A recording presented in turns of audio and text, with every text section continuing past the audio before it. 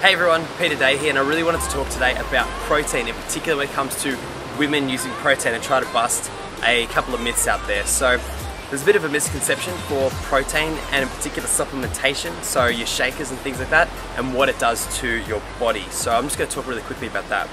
So protein is one of your three main macronutrients. You've got proteins, carbs and fats. So really, essentially, it's a necessity as part of your diet. You need to have all three of those as part of your diet in order to survive basically, and your energy systems will use all three of those at different proportions depending on what you're doing.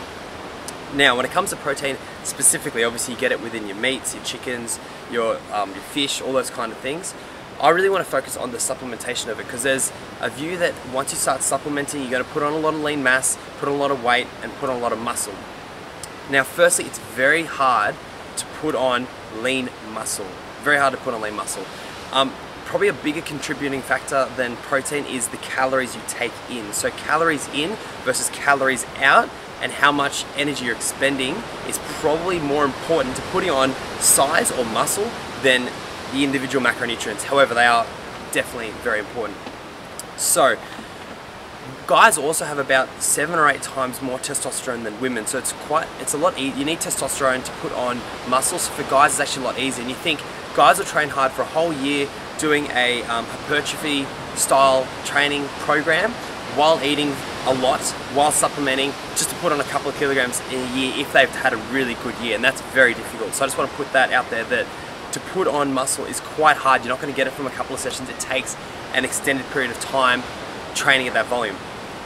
Now, when it comes to supplementation, protein post-workout, or what we call your anabolic window. So your anabolic window is just that time period just after you've worked out where your body's probably most receptive to taking in nutrition.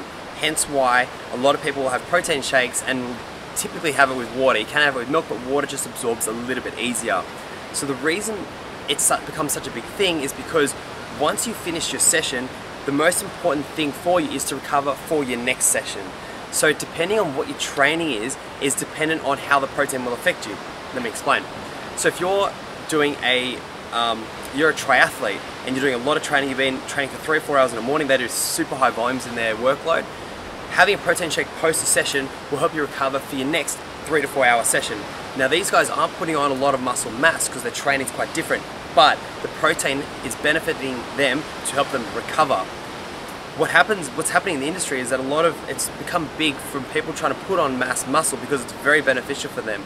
So people that are trying to do a hypertrophy style training program, in other words, are trying to put on muscle, are taking these shakes after a workout because it helps them repair their muscles for that next session.